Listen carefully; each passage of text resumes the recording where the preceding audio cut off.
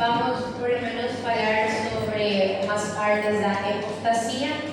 Não quero que vocês tipo, decorem como hoje, eu sei que não vou decorar para pelo menos para vocês captarem a essência da matéria e terem uma ideia do que é hemostasia. Não é tão complicado, complica bastante, pero não é tão complicado, ¿sí? Sí, yo pegué el cuadernito y melhoré, ¿sí? Entonces, vamos a hablar que a hemostasia es una forma de ter flujo sanguíneo en una parte de la circulación. ¿Para qué? Para que a sangre no pase por alguna ferida que tenga este vaso sanguíneo. Palabras simples, si tem buraco, vamos a tapar el buraco, ¿sí? Ese sería en palabras más simples, ¿tá? Só que assim também existirá momentos que isso não funcione. Os extremos anormais da coagulação, né? Que significa ou tu tem exageradamente coágulos que vão se transformar em trombos, ou tu tem insuficiência de fazer coágulos, né? Hemorragia, né? Não coagula e sangra e passa tudo para fora, tá? E aqui é onde eu quero que vocês fiquem prestando bastante atenção. Por quê? Porque, vamos ser sinceros, nós 24 horas e agora neste mesmo instante, vocês estão sofrendo microlesões corporais, sim? Sim, microlesões corporais, sim? Por incrível que pareça. Por exemplo, para não falar de outra forma, a região glútea de vocês, está para cá, porque eu não quero choque, né? A região glútea de vocês, neste mesmo instante, está literalmente por a cadeira se aplastando, ¿sí? se achatando, ¿no? Entonces, ¿qué acontece? En ese momento, sí existe una microlesión por presión, ¿entendieron? Cuando você levanta, existe uma microlesão nos pés. Quando eu pego a menina assim, falo, vem aqui, e vem, puxa a pessoa por um braço, existe uma microlesão. Quando vocês comem qualquer comida, exceto que seja líquido pastoso, vocês têm uma microlesão na gengiva, na boca, no esôfago, até chegar no estômago, sim? Quando vocês respiram, vocês vão sofrer microlesões. Você não vai respirar, como assim? Respirar por nariz, obviamente, né? Por quê? A respiração termina secando, mais com esses climas que troca. Hoje não, né? Hoje vamos ter tudo escorregado no nariz, porque está tudo úmido, abafado. Pero, se é que fosse um ar um pouco mais frio e seco, nosso nariz vai secar totalmente e vai começar a sangrar, né, por sequedad, ou se está muito calor também. Então, esse é o ciclo. Nosso corpo, 24 horas, está passando por isso. Como eu falei para outra turma, rotina comum de uma pessoa. Eu acho que de todo mundo, né? Pero bueno, acorda, né? E depois de uns minutos vai para o banheiro e se escova os dentes. O fato de escovar o dente já é um trauma para a gente, entendeu? E muito mais se vocês compram essas escovas super duras e fortes, né? Então, vai fazer uma lesão e vai sangrar a gengiva. E seguro que desta sala, sim ou sim, uma ou duas pessoas hoje sangrou a gengiva. E vocês, por que não está você sangrando agora com o sangue agitado? Porque isso está funcionando, sim? Bueno, entonces, ¿cuáles son las etapas? As etapas de por sí, de forma clásica, solamente son 3, só que para poder entender muito bem, parte por parte, nós dividimos esta em 5, os livros de fisiopatologia dividem em 5. Primeira coisa que acontece é o que? Um vasoespasmo. Quando falamos vasoespasmo, uma vasoconstrição seria. E quem que faz de primeira mão um vasoespasmo, vasoconstrição, manter uma lesão? E aí vocês lembram o que é de nossa prova desta parcial, né? Quando o epitélio ou endotélio se lesiona, se quebra, se rasga, isto daqui vai liberar qual produto? Qual é o produto que libera o epitélio lesionado? endotelina, ¿sí? Endotelina, y endotelina es ¿qué cosa? Un vaso constrictor, ¿sí? Eso é o que libera de primeira mão. Depois, a primeira coisa que acontece para tentar reter, depois da vasoconstrição, na real, a coisa que é para deter mesmo ou fechar o buraco é fazer uma espécie de parte, entendeu? Uma espécie de adesivo. Então, como vai ser esta fita adesivo, né? Então, nós chamamos esse passo de fabricar uma mini fita, chamamos hemostasia primária, e através de fabricar o quê? O tapão plaquetário, sim? As plaquetas chegam em primeira mão, se colando na feridinha que tem o vaso sanguíneo. Depois que as plaquetas se colam, nosso corpo começa a fabricar uma espécie de rede, sim? Nós chamamos rede de fibrina. Sabe essa rede de pesca circular que joga no segundo? É igualzinho dessa coisa. Como se chama aí? É rede, isso. Tá, isso, tá? Essa coisa. Como que é? É uma espécie de rede também. Mesma coisa. Bueno, enfim, essa coisa redonda que chamam assim, tá? Bueno. Entonces, aí está. Nosso corpo faz uma rede similar a essa, literal. Só que esses fiozinhos, para poder tecer, acho que se fala em português, né? Esses fiozinhos são proteínas se colando uma com outra para poderem fazer o tecido de rede. Entendeu? Essa é a ideia principal. E para que essa rede, né? Para que as hemácias começam a se colar, as proteínas, né? Começa a se colar nessa rede e fazer uma espécie de contenção nesse pequeno parte que fez as plaquetas. Por que desse jeito? Por fato de, vamos pensando assim, quando temos algum cano em nossa casa, um buraco, o que nós fazemos para poder arrumar isso? Primeira coisa que nós fazemos é o quê? Esse é o que nós fazemos, e está super certo. Mas nosso corpo não fechava nada. Nosso corpo tem que fluir o líquido e se reparar ao mesmo tempo. E aí que está. Que se nós colocamos esse parte de tapão e depois fazemos essa rede, é para poder que o atrito do líquido não leve tudo outra vez, as plaquetas indo embora e fica tudo outra vez desprotegido do buraco. Sim? Então, é para isso essa rede de coagulação e de contenção. E é por isso que tem este quarta etapa, digamos, que se chama retração do coágulo. Por quê?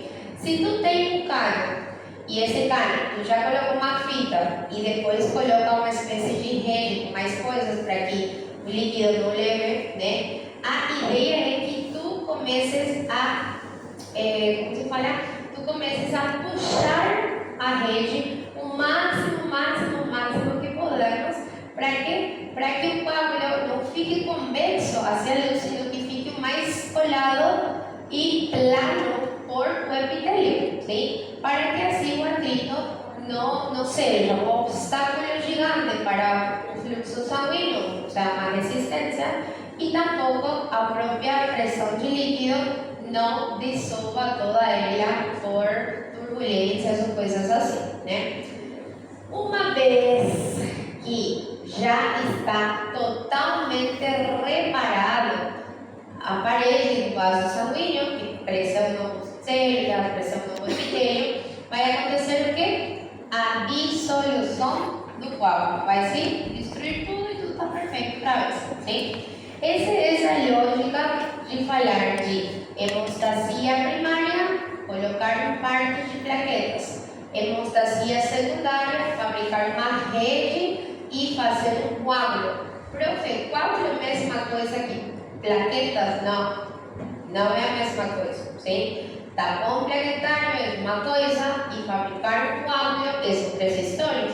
Por isso que não é a mesma coisa anticoagulante e antiagregante plaquetário. São dois remédios totalmente diferentes, de duas etapas diferentes. Para vocês entenderem, não é igual uma heparina com uma AS, que sería ácido acetil salicílico. Son dos cosas diferentes trabajando en una misma fisiología, digamos, ¿tá bom? Entonces, a, ter y conta, isso, ¿sí? Bueno, ahora, así como tenemos hemácias crescendo, así tipo por eritropoyetina, que fabricamos aquí, nós temos o que? A trombopoietina, ¿sí? A trombopoietina, ela é fabricada, graças a Deus, não só um lugar, é fabricado em grande quantidade no fígado e no rim, ¿sí? E depois a própria medula óssea também fabrica em pouco percentual nos músculos lisos de nosso corpo, ¿sí? E como se chama as células? As células em si se chamam plaquetas ou trombocito. Eu não sei se no caderninho que eu passei para vocês fala trombolito, mas é a palavra cito, ok? Trombocito. Lembrando que as plaquetas não são células, mas bem são o quê? Fragmentações da célula denominada megacariosa. Agora, quanto vive uma plaqueta ou quanto tempo é a vida útil dela? Entre 8 a 9 dias só, tá bom?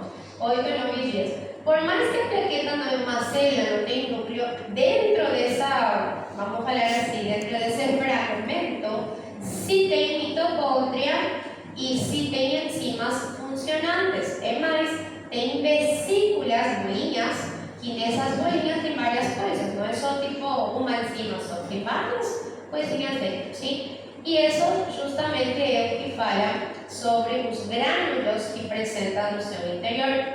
Por exemplo, existem os grânulos classificados como grânulos alfa e grânulos gama. A senhora pergunta isso? Não. Mas vocês aqui, que podem por si, mais ou menos entender que sim, existe isso, tá? Por que é importante entender que existe o grânulo alfa?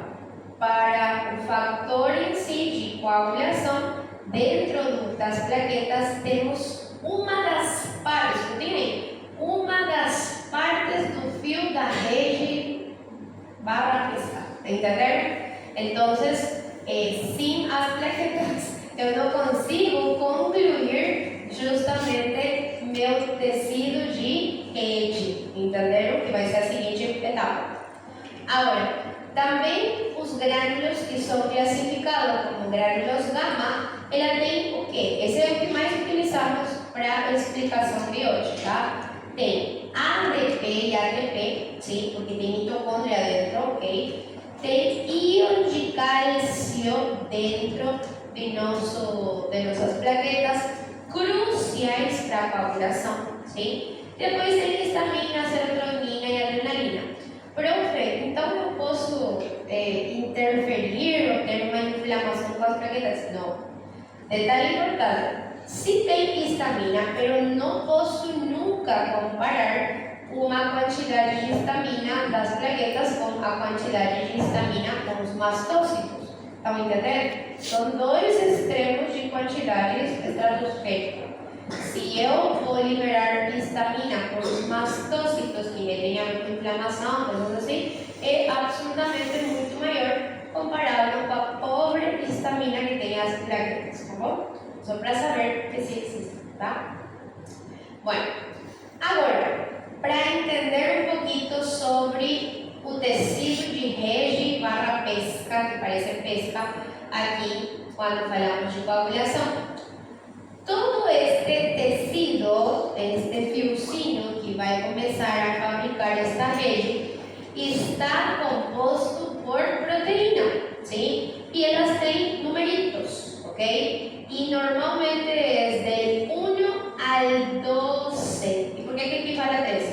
Porque o 13 não faz especificamente parte do tecido, sino que o número 13 vai fazer o quê? Uma espécie de cemento em grietas, entendeu? Ela não vai fazer parte do tecido em si, sino que quando já está formado todo o tecido, este número 13 vai deixar como sementinho minha rede de pesca, entendeu? Então, por isso que se fala hasta o número 12, e o número 13 é o que faz a retração do coágulo. ¿sí? Otro de sí.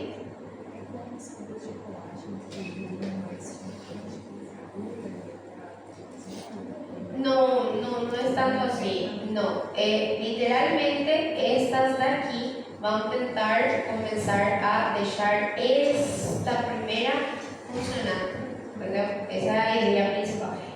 Entre todos estes daqui, pessoalzinhos, realmente quem vai fazer um grande tecido é a primeira, sim? É tipo, a primeira vai começar assim, um monte de resto, sim? O resto só auxilia, pero sim o resto, ela não funciona, sim? Então, todos são proteínas, tá certo? Todos são proteínas, a exceção do número 4. O número 4 não é uma proteína, o número 4 é um quê? Um íon, ¿sí? El número 4 es un íon, entonces es la que no es una proteína. Y ahora para a pergunta tipo 6. Qual número não tem aqui? 6. El número 6. El número 6 no existe. ¿Y por qué así escreveram essas pessoas? ¿Sí? No, sí, la verdad que son 11, pero sí se lee del 1 al 12 sin tener el número 6, solo para ustedes entenderem, ¿está certo? No existe el número 6, ¿sí? Ai, pessoalzinho, as pessoas que escreveram medicina se acabam um pouquinho mais, ¿sí? Pero, né? Não, sempre complicando a vida, ¿sí? Pero bueno. Vamos lá. E agora, quando estão atualizando, complicam ainda mais, só para vocês entenderem. Parece, Deus me livre. Eu falo atualizações, não protocolo de tratamento, protocolo de nome. Parece, para que não chama só isso, tá bom? Mas, assim que estamos hoje. Os novos que sofrem. Não, os novos outra vez. Vocês vão ficando com os nomes que ainda estavam por aqui. ¿Sí?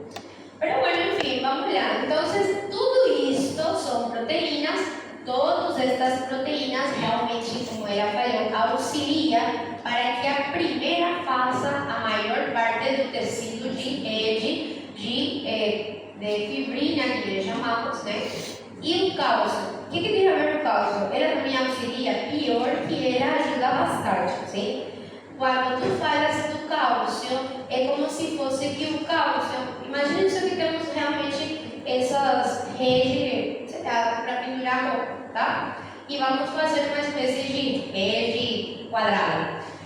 E aí eu falo para vocês assim, ok, pessoal, vamos colocar 10 fios daqui e 10 fios deste lado da sala, sim?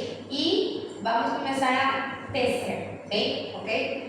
Agora, como que nossos fiozinhos não vão se desfazer? Vocês vão falar assim, ah, é fácil, faz um nó e não vai sair daí. Mas nosso corpo não faz nó.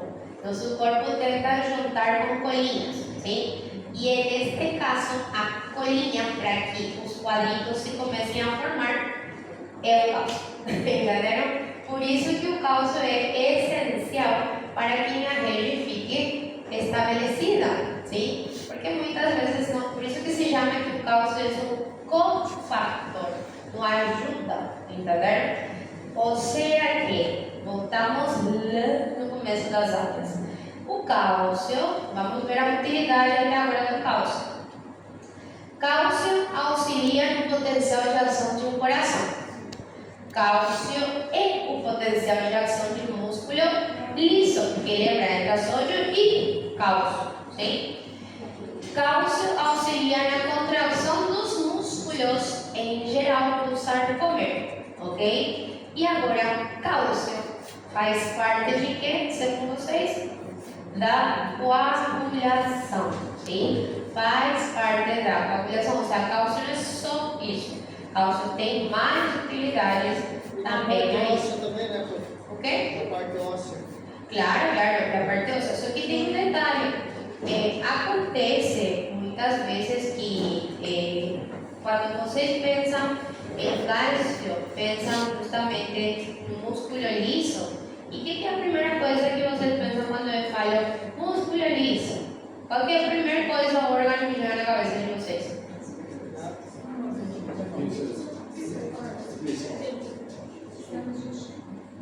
Normalmente suele ser gran parte del sistema digestivo. Ella pensó automáticamente en venas, y eso es verdad. Na real, cierto, donde más se ve de forma básica y clásica el sistema digestivo, ¿sí? Só que cuando hablamos de músculo liso, nós não podemos esquecer dos vasos sanguíneos, ela também tem músculo liso, e se não temos um cálcio, tampouco vai funcionar muito bem essas contrações vasculares, ¿sí? Então é tudo um problema também, ¿sí? Além da peritactismo, não sei o quê. Outro detalhe crucial aqui, não sei se vocês estão vendo que cada numerito tem seu nomezinho, ¿sí? Personalmente, eu não sou chata de perguntar com nomes, sim? O único que obrigatoriamente como médico vocês têm que sim ou sim saber são esses aqui. O 4, que é o cálcio, porque não é uma proteína. O 3, que ela vai vir de dano de tecido, por isso se chama fator tisular, sim? Que é muito fácil decorar por o fato de que começa lá, sim? E o 1 e o 2, que seria fibrinógeno e protromino, tá certo? Então, normalmente são vistos de forma geral, assim, para decorar, entenderam? Com 1 é fulano, 2 é mecânico. O resto, personalmente, eu coloco para vocês com números mesmo, número romano.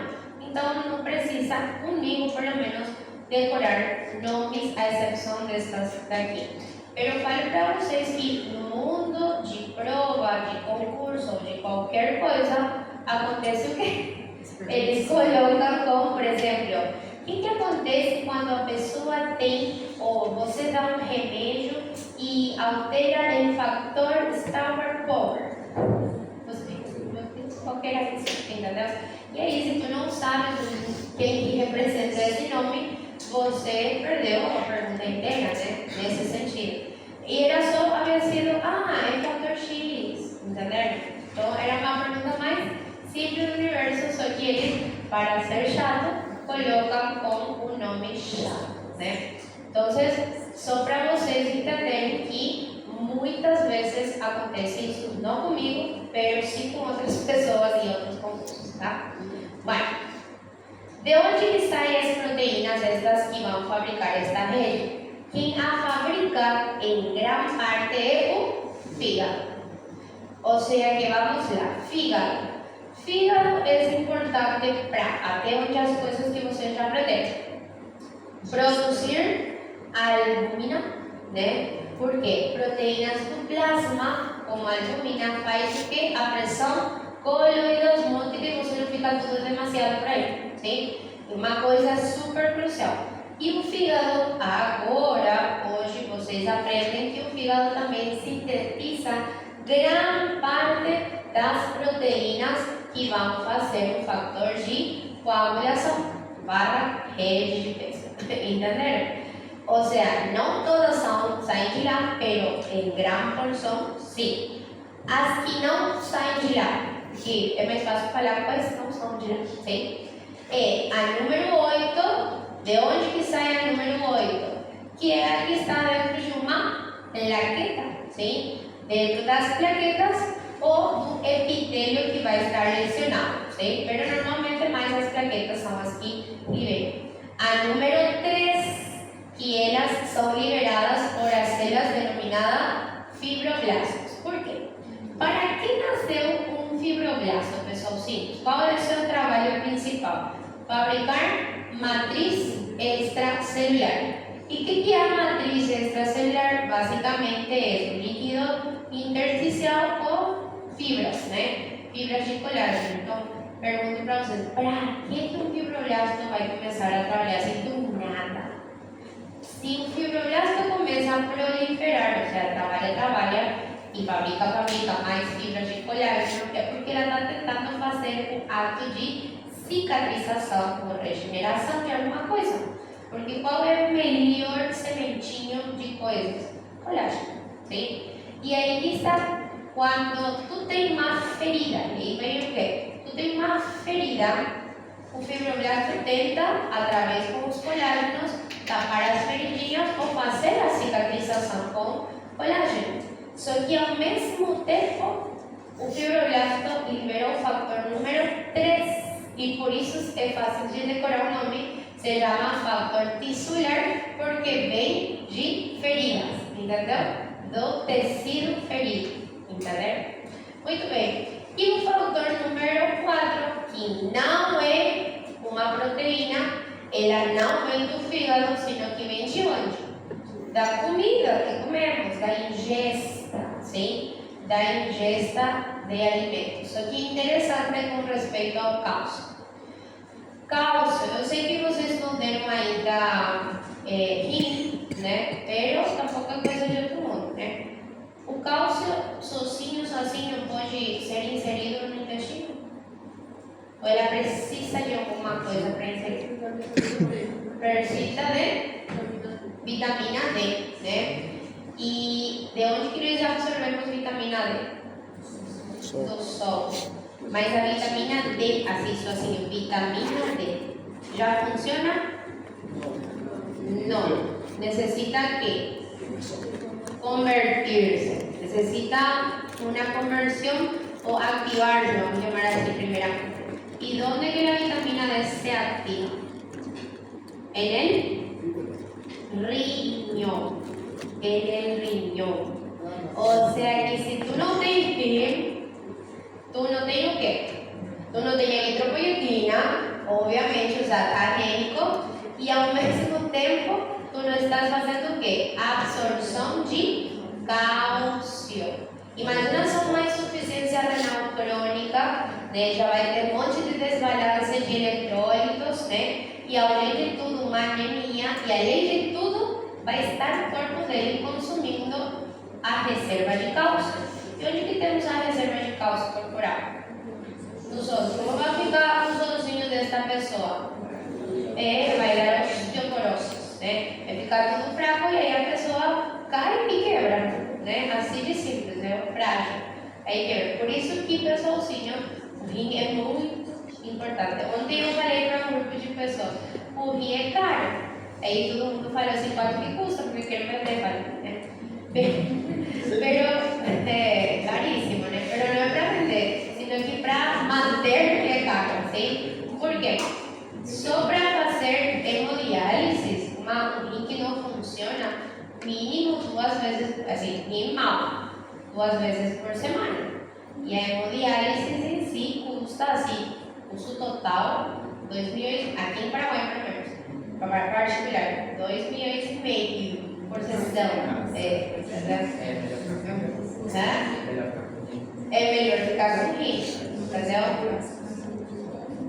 Exatamente, aqui também tem lugares que é de graça, que é através do Instituto Privado de Saúde del Governo, sim? Mesma coisa, até você conseguir de graça, temos, né? Melhor manter. Então, quantas pessoas tomaram agüita hoje? Então, aí está. As agüitas, sim? Quem que está só com o Monster da manhã? O Red Bull? Mas aí que está, pessoal. Se vocês, por exemplo, só para vocês entenderem, se vocês fazem 2 vezes xixi no dia e ela está escura, então não está muito bem. É porque o sistema renina está com tudo, né? Tentando manter a pressão de vocês e vocês não colapsarem, né? Então tomem água, sim, porque a coisa é cara. Aí vocês vão, agora nosotros le llamamos salud de venda de como é frango assado, sim? Você faz para que a gente ajude para você pagar o custo da saúde, sim? Pero bueno, enfim. Importante o rim. Olhem só quantos estragos faz uma insuficiência renal. Fazer os estragos de quê? O estrago no eletrólito. O eletrólito faz o quê? Problemas de potenciais de ação no coração, no músculo, no cérebro, né?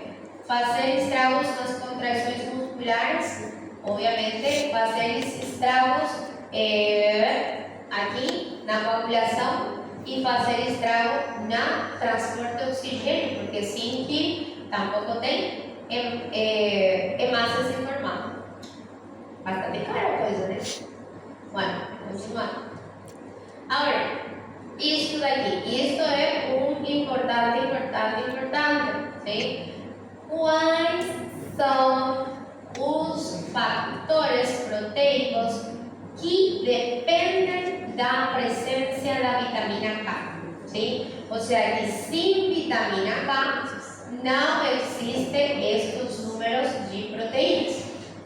Vão ser 2, vão ser 7, 9 e 10. Por isso que eu coloquei aqui 27.910. É uma forma para todo mundo decorar, sim? 27.910, 2, 7, 9, 10. Esses daí dependem da presença da vitamina K. Em outras palavras, se tu não tem vitamina K, então você vai ter sangramento, sim? E mais, muitas vezes, alguns sangramentos, tu colocas vitamina K e ele para de sangrar justamente porque tem mais fatores de coagulação. A ver, quem já assistiu um parto ajudou um parto? Observou muito bem. E quando um nenenzinho nasce, é a primeira coisa que se coloca nele? Vitamina K. Tá. E você vai falar assim, a criança não nasce com a vitamina ou alguma coisa assim, só pensem comigo. Por isso, a ideia aí, pessoalzinhos. A criança saiu por um canal estreito, apertado, comprimido, né? Ou seja, amassado, porque até a cabeça se amassa isso aí, tá? E, obviamente, pessoalzinho, que tem 50.000 microlesões dessa criança. E tem que, sim, funcionar muito bem este tema da coagulação da criança. E por isso que se dá esse suporte com a vitamina K. Sí, te da resultados, sí. Entonces, ¿qué acontece? E professora, mas aí eu fui dar assistência lá no meio do povo indígena e eles não colocam. Claro que não vão colocar só porque não tem, entendeu? Vai morrer a criança? Não vai morrer, não morre. Cresce e continua viva. Solamente que o fato de tu colocar a vitamina vai favorecer bastante o corpo dessa criança para posibles complicações, obviamente, por isso que se coloca, tá bom?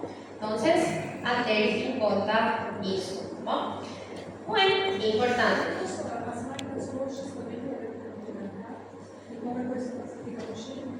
Pode ser, ou pode ser outros tipos de doenças, por isso temos que avaliar, entendeu? Pode ser a falta de vitamina K, realmente, entendeu? A vitaminosis da vitamina K.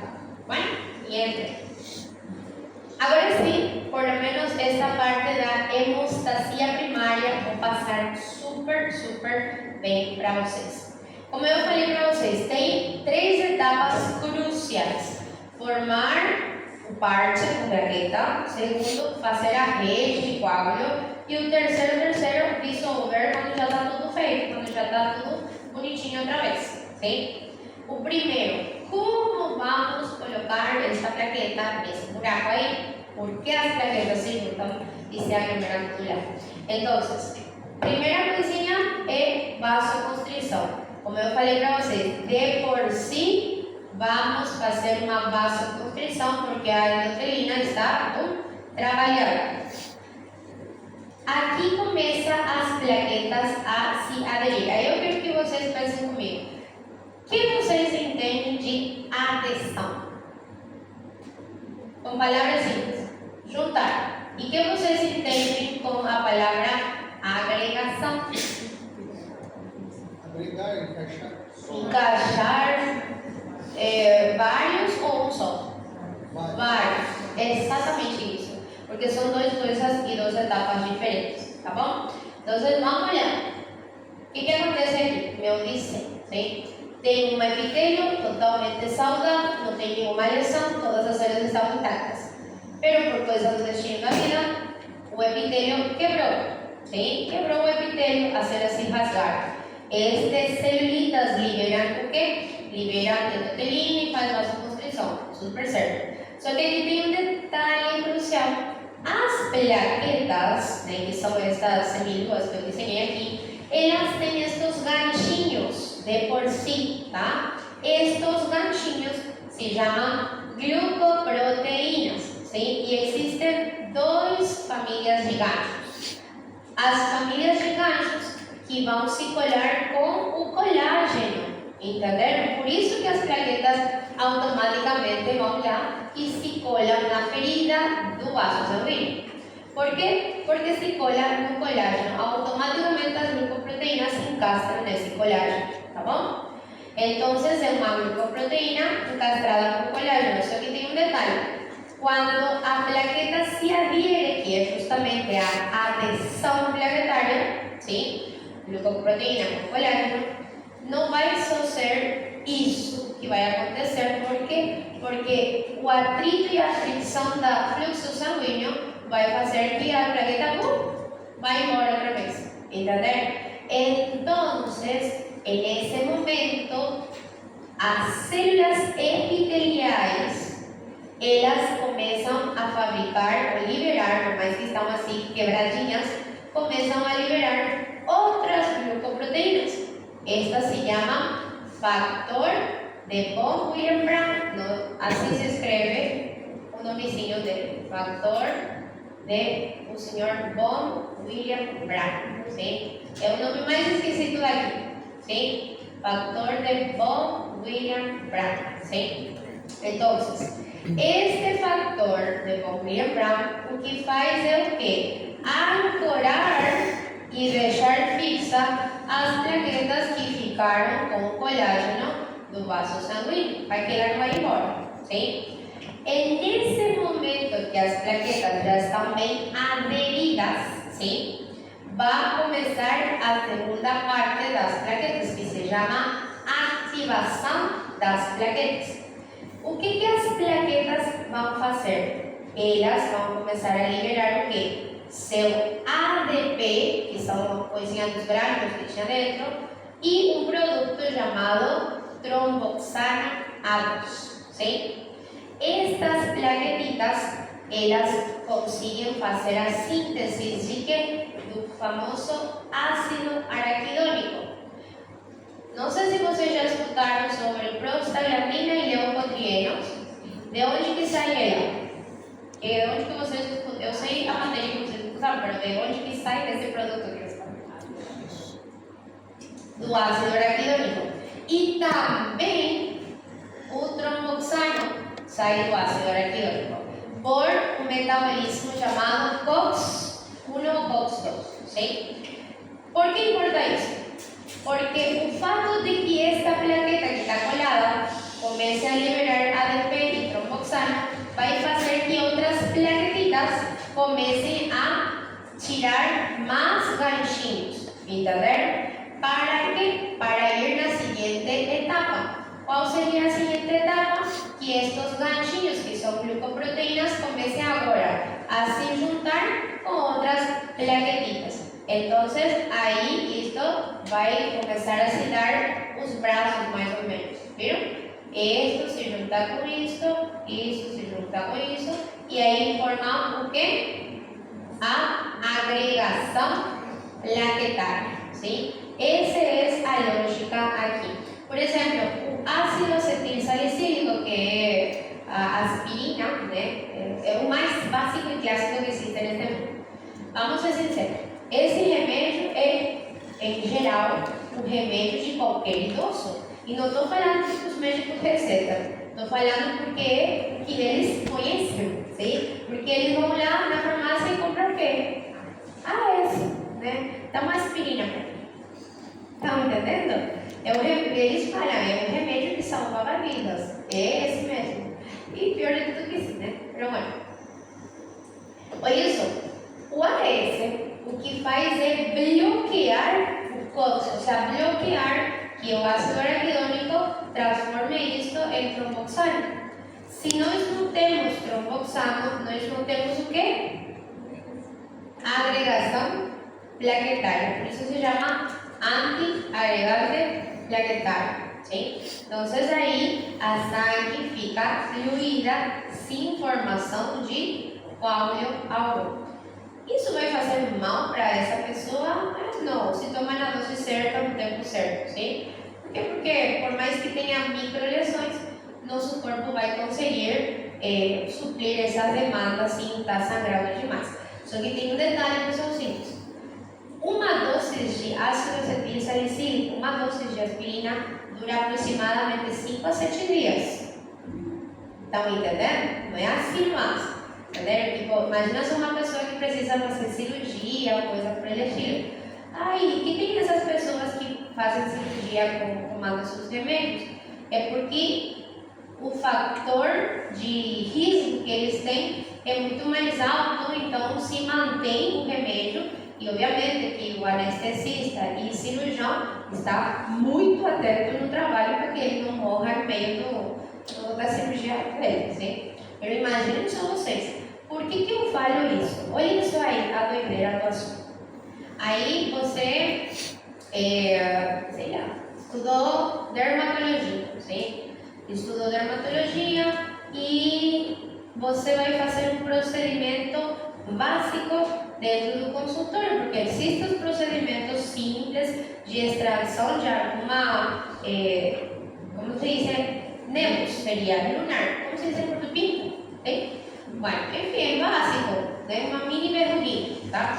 Não vai morrer ninguém e ele vai ter que ir embora. Só que aí a pessoa não te conta que tomou aspirina.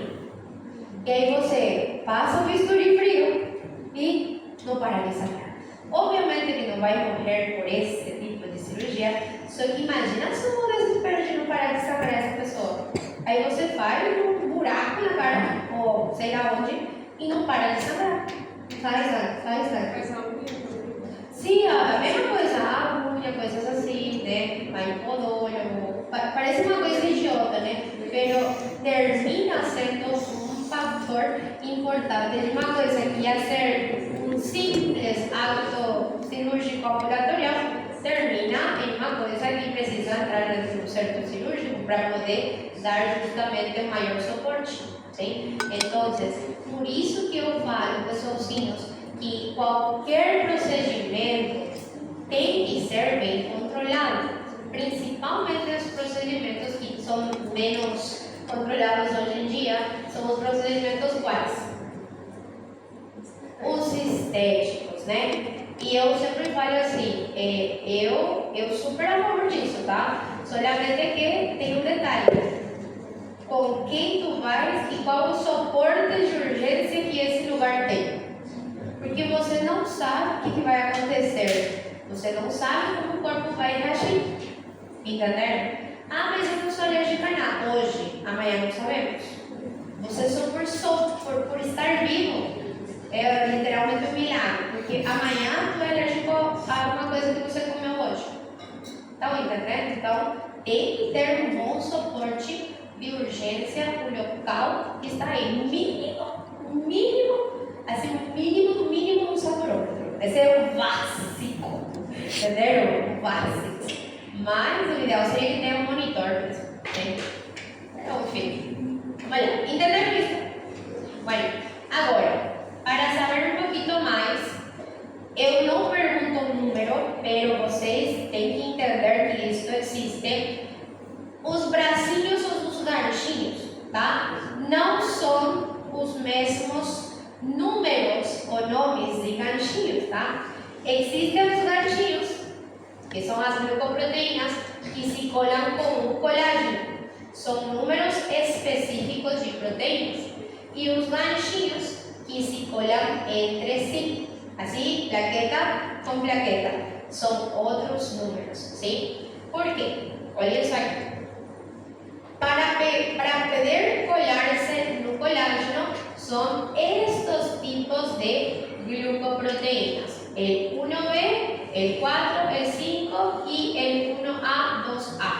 Es chato, ¿sí? Y cuando hablamos de glucoproteínas que se colan entre plaquetas, es 2B3A. Chatíssimo, eu sei. Porém, eu não exijo, diz vocês isso. Por que importa isso, profe? Porque a pessoa pode ter problemas nessa proteína, ¿sí? Entonces, a pessoa pode ter problema nos glucoproteínas y si colan no colágeno.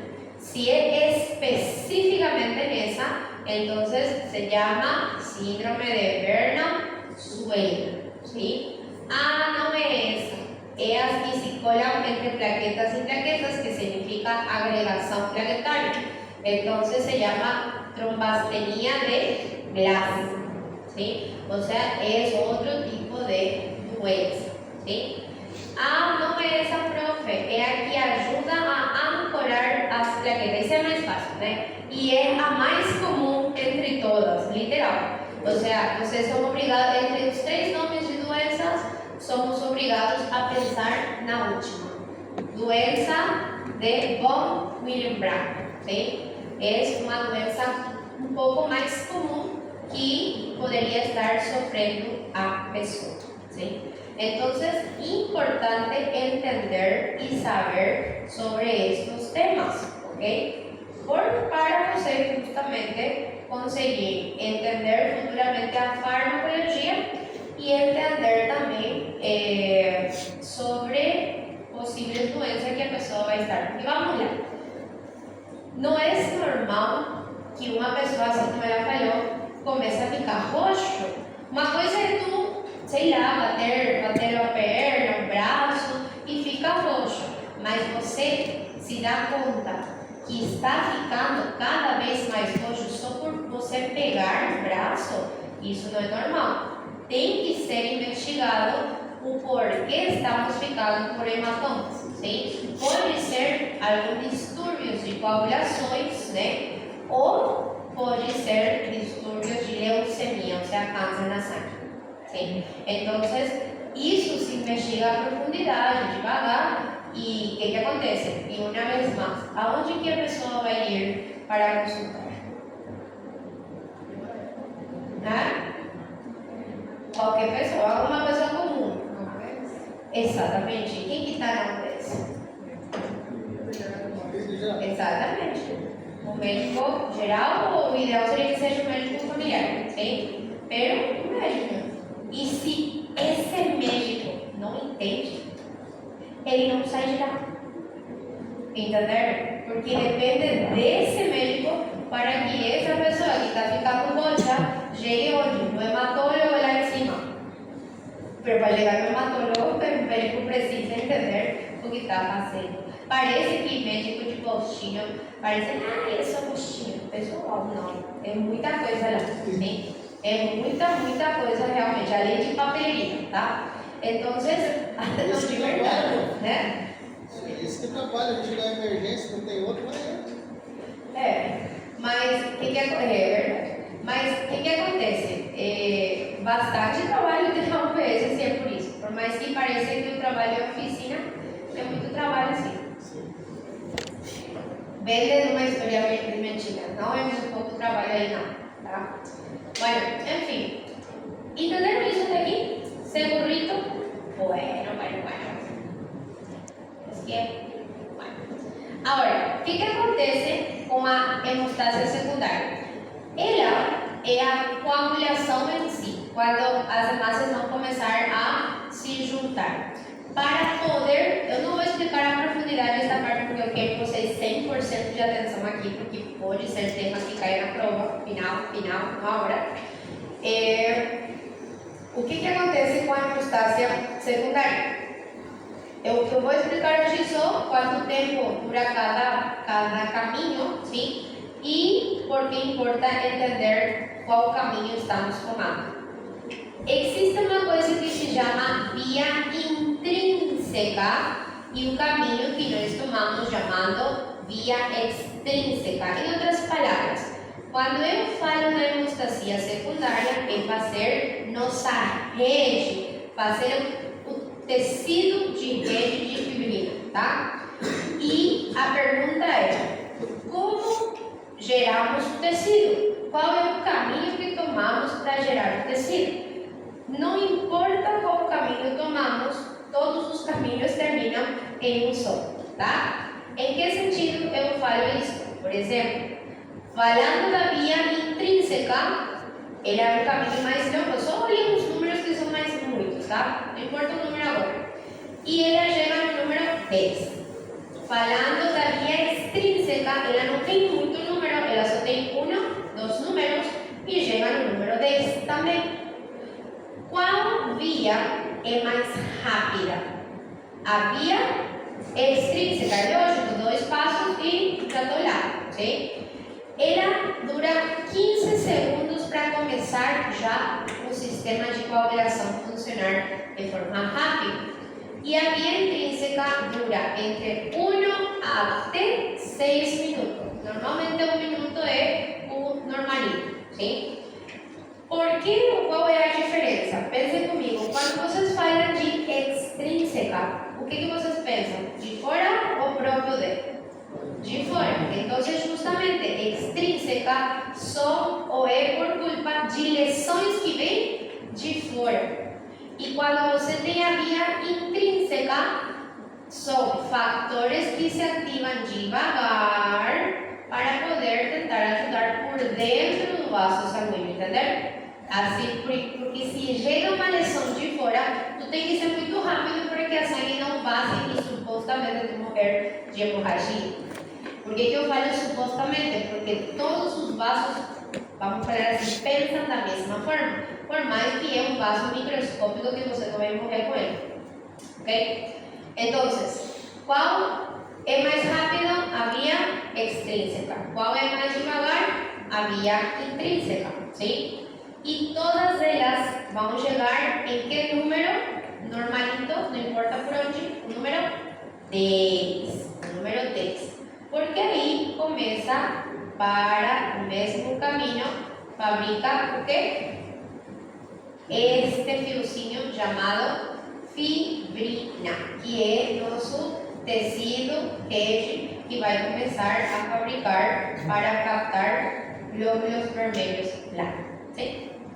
Quando você vê uma cascata de coagulação, você vê o número do fator mais a letra A, é significado que ele foi Ativado. Não, que foi ativado. Sim, quando você fala assim, por exemplo, 10 para 10A. Porque o que acontece? Todos esses são proteínas, ou proenzimas, seria proproteínas, prosimógenos de átomos. Que significa? É tipo o angiotensinógeno. A tua sangue tem angiotensinógeno? Sim. Ela funciona? Não, tá aí. Quando precisa, vai ser ativada, entendeu? Então, nossa sangue tem fator 10, fator 8, sim. Está sendo ativado? Não. Quando precisa, ela, o efeito vai ativar ela, entendeu? Então, por isso que ela tem que estar aí, sim? Então, tudo que vocês veem a letrita A é porque fala assim, o 12 se transforma em 12A porque significa ativação nada mais. Não é muito eloquente, tá? Bueno, e depois vamos falar do caos, né? Depois falamos disso, vamos no final, né? Depois, quando todas as coisas já está bonitinho, já se reparou, já o epitélio está saudável, é aqui que começa o último passo que nós chamamos, muitos falam que não, mas outros falam que sim, hemostasia terciária, que significa dissolver o coágulo. Uma vez que tudo está certo, ela tem que ir embora. Pode ficar aí para sempre, tá? E outros chamam de fibrinólise, sim? E quem que faz a fibrinólise? O epitélio regenerado, o epitélio que cresceu, o novinho. Esta célula epitelial totalmente regenerada vai começar a ativar o plasminógeno, que ela vire plasmina, mesma coisa, desativado, ativado. O que faz a plasmina? É como se fossem tesourinhos proteolíticos, uma enzima proteolítica, destrói proteína, sim? E é uma tesourinha, literalmente é uma tesourinha, por quê? Olhem só esta rede aqui, é como se fosse que eu tenho Daniela se abre mejor, ¿sí? ¿Y por qué importa entender que es como si fuese una tesourinha? Porque cuando a plasmina corta esto, ela não é que dissolve como um ácido clorídrico e come tudo, não. Ela só corta. Exatamente. Não é para reaproveitar. Só que aí está. Quando tu cortas, fica esse mini fragmento de rede. E esse mini fragmento se chama dímero D, ¿sí? Que você consegue pedir no laboratório. Você consegue solicito dímero ou quantificação de dímero D. Eu uso uma palavra que eu quero saber do dímero D. Para saber se existia um coágulo lá. Entender? Só para vocês entenderem. Imaginem só vocês que eu tenha realmente um coágulo no meu membro inferior, numa vena, trombose venosa profunda, tá certo? O que acontece? Do nada eu paro de respirar assim, começo a ficar ofegante e tudo, sim? E vocês falam assim, poderia ser um coágulo que terminou no pulmão, né? Migrou e parou no pulmão, entupiu o pulmão. E se vocês solicitam dímero D e fala que não tem dímero D, o que significa? Olha só, eu tenho supostamente um coágulo, eu falo para ti, ai doutor, eu acho que eu tenho um coágulo aí, que dói minha perna, né, que eu não consigo respirar agora, entendeu? Não tem tesourinha, e se não tem tesourinha é porque não tem rede, entendeu? Se não tem dímero D, não é a culpa de um coágulo, significa, entender? Sim? O dímero D só vai apresentar quando tiver dissolvido esse coágulo? Sí, solamente que si yo tengo un trombo, presta atención, patológico, porque los trombos que se forman en las personas, en estas de aquí, son trombos patológicos, ¿entendés? Entonces el cuerpo de por sí, al mismo tiempo que forma, está intentando disolver. ¿Por qué? Porque está formando y el cuerpo dice, ¿por qué está aquí un coágulo? Porque el epitelio está saudável, y el epitelio intenta disolver, pero después se forma otra vez, ¿entendeu? ¿Por qué se forma? Bueno, porque está sin fluxo sanguíneo, está estancado, ¿entendeu? Poderia ser um trombo e não ser um coágulo porque não teve a presença do dímero. Sí, exactamente, no, pero no en ese sentido. Cuando yo falo, sí o sí, si tem, el trombo es el coágulo, ¿entendés? Trombo es el coágulo, ¿sí? El trombo es el conjunto de plaquetas y coágulos, ¿sí? ¿O cuál es la pregunta? Con mi pregunta que yo hice del pulmón, ¿me decís? La pregunta sería acerca del dímero, porque si forma el dímero significa que el coágulo se rompió. Sí. Pero si todavía no se presenta el dímero, el coágulo todavía está allá. Podría estar allá, pero podría no estar ahí, ¿me entendés? ¿Y cómo te vas a ver? Y justamente cuando vos no tenés dímero, quiere decir que tu pensamiento, el problema no es el coágulo, ¿entendés? Por eso el hecho de que puede ser, vos podés pasar una ultrasonografía también a la pierna para poder confirmar, pero te aseguro que no es el coágulo, ¿sí? Ahí você automáticamente va para otra sospecha. Por eso que no tenga dímero, por eso que fala así para nós, que não exista dímero D positivo, ela é melhor, é um valor predictivo negativo, ¿entendés? Esa sería la respuesta. ¿Por qué? Porque si es que existe dímero D presente, pode ser un coágulo como pode ser cualquier cosa, ¿entendiste? Que no exista dímero D ya te descarta automáticamente problemas de coágulo, ¿sí? Y você pensa em qualquer outra coisa que não seja problema de coagulação. Se tem dímero D, pode ser um coágulo como pode ser a 50.000 outros problemas. Sim, se este está tudo certinho, sem lesão do epitelio, sim, estamos fazendo isso. ¿Entendieron? Entonces, ahí de eso que viene el dímero D. Muchas veces, por ejemplo, solo para ustedes entender, si es que es una mujer adulta y tomó, sei lá, está com sobrepeso, não faz exercício e está viajando desde Foz do Iguaçu até, sei lá, Palmas Tocantins, em bus. Entenderam? Lá em cima. Sim? O que acontece? Qual a probabilidade de que as pernas estão estancando sangue? Muita, né? Então, pode ser em esta mulher que forma um coágulo por falta de movimento sanguíneo. E aí, pode ser, como pode ser que não. Se essa mulher, por algum motivo, não respira bem, uma coisa assim, ela vai na UPA e você fala assim, olha só, mulher, de toma anticoncepcional, de sobrepeso, tipo, oi, minha cara que pode ser um coágulo, sim? Eu nem preciso pedir primeiro com raio-x e fazer algumas outras coisas, eu já sei que é o coágulo que foi parar lá, e tem pontuações, tá? O dímero só vai ser um custo mais para o governo pagar o laboratório, mas vai ser positivo, entendeu?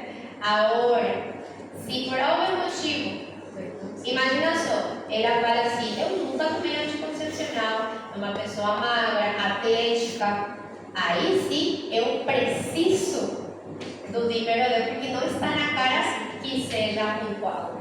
Eu preciso, pode ser um coágulo, pode ser que viajou de Foz até Palmas Tocantins, ainda é um fator de formar um coágulo dentro das pernas da pessoa, por mais que seja magra, sim, outros tipos de fatores em si.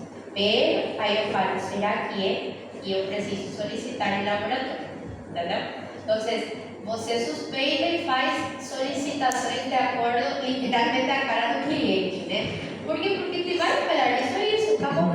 Entendeu? Então, o dímero ele tem mais valor Quando quando é real, quando está negativo. Sim, exatamente isso. Quando está positivo, ok, eu cobro, acabou. Mas para as outras coisas. Pode ser outra coisa também, exatamente. É a mesma coisa PCR. Conheça o PCR, proteína C reativa, não sei se você já viu. Pode ser milhões de coisas.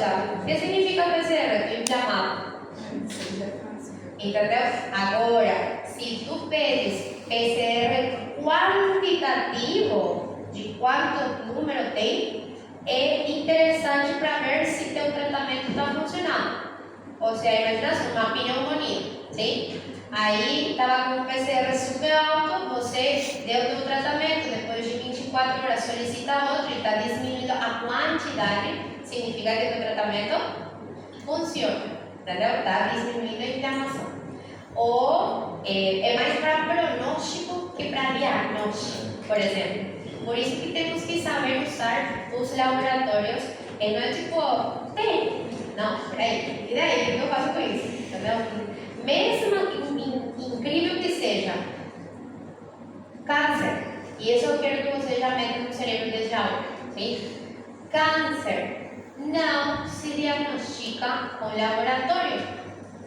Sabe, esses marcadores tumorais, que não sei o quê, CA19, 20, 25, 5, sei lá, tem tudo códigozinho. Não é diagnóstico. Entenderam? Quem vai te falar que tu tem câncer é qual? Biópsia. Exatamente isso. Biópsia. Esses marcadorzinhos vai te ajudar para quê? É uma coisa do PCR. Te ajudar se teu tratamento está funcionando. Se os numerocitos caem, é porque teu tratamento está indo bem. Mas de por si pode dar falsos negativos, entendeu? Falsos positivos, perdão. Entendeu? Então, temos que saber usar laboratórios, tá certo? Então, para poder concluir e vocês irem comer churrasco, sim? Eu quero que vocês comam churrasco hoje. Vamos falar de hemostasia. Participar daquela rifa lá deles, não. É? Não, meu Deus. Detalhe do boi. Olha só, se vocês foram. Não vou falar, depois os outros alunos vão ficar sabendo. Vou falar assim, tá? Ai, meu Deus. Se fossem meus únicos alunos, eu pagaria até o churrasco. Sério. Mas aí, tem quase Deus me livre. Aí eu pensei, meu salário que tem que tomar com pessoas. Pelo menos um quilinho. A gente vai fazer um churrasco com a professora, né? Depois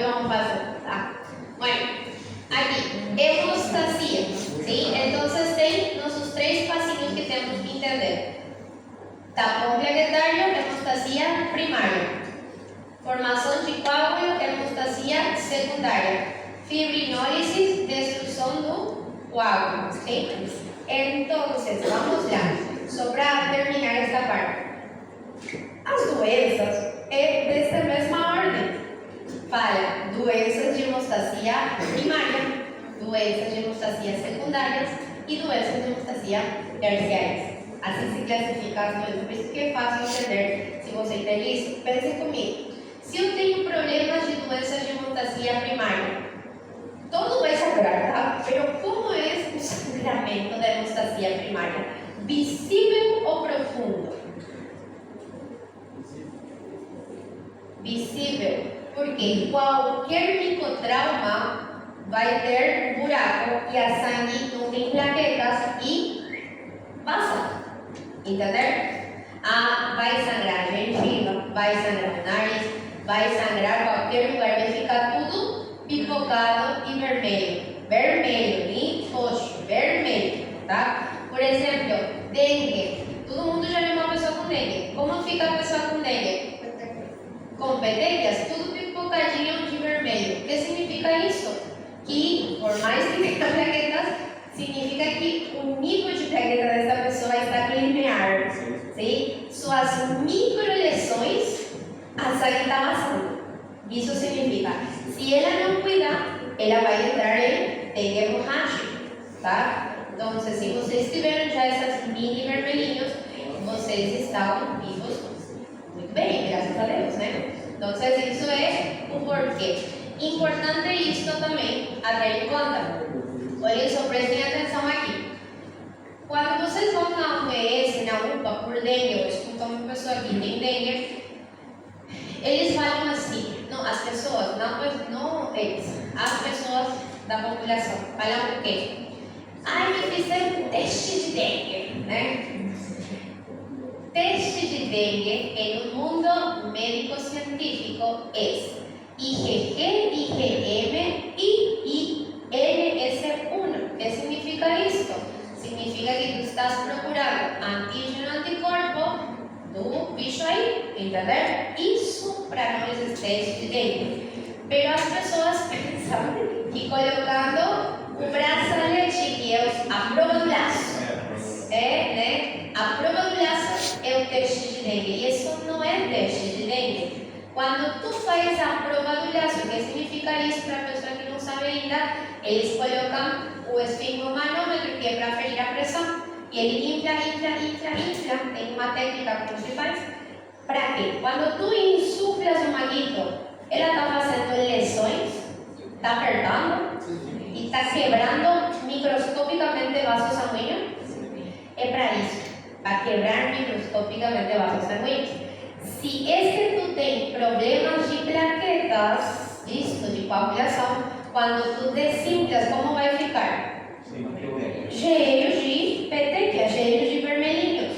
Esse era o intuito. Ou seja que, se a pessoa não tem dengue, não tem nenhum sintoma de dengue, e eu estou suspeitando problemas de plaquetas, eu posso fazer uma prova do laço. Entendeu? Outro detalhe importante. Se a pessoa já tem petequias, ou seja, vermelhinhos, pontitos vermelhos, por corpo inteiro, vocês vão fazer teste de laço? Não precisa, porque você está vendo que sangra.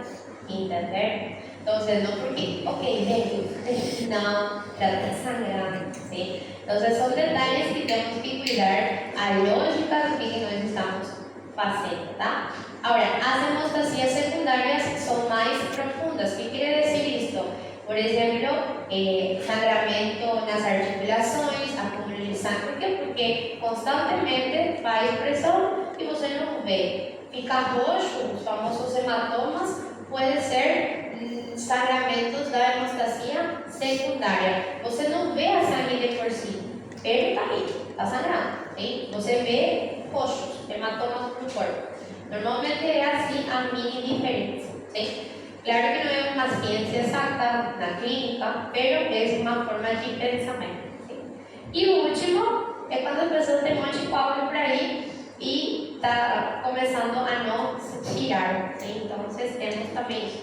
Quem que pode ter bastante estes problemas de a parte terciária, pessoas com problemas pulmonares. Sim, isso aqui tem a ver com pulmão, com coágulas, né? Lembra da aula de ontem? Pessoas com DPOC produz muito o quê? Hemácias. E muita hemácia se chama hemoglobina policitêmia. Significa que a sangue está mais viscosa. E isso vai começar a fabricar coágulos de por sí. ¿Entenderam? Entonces, vamos a ter muito dímero de solto por essa pessoa. E se forma, se deforma. Se forma, se deforma. Só que isso vai começar a entupir os vasos pequenininhos, né? Esse é o problema. Né? Olha, pessoal, senhor, alguma pergunta?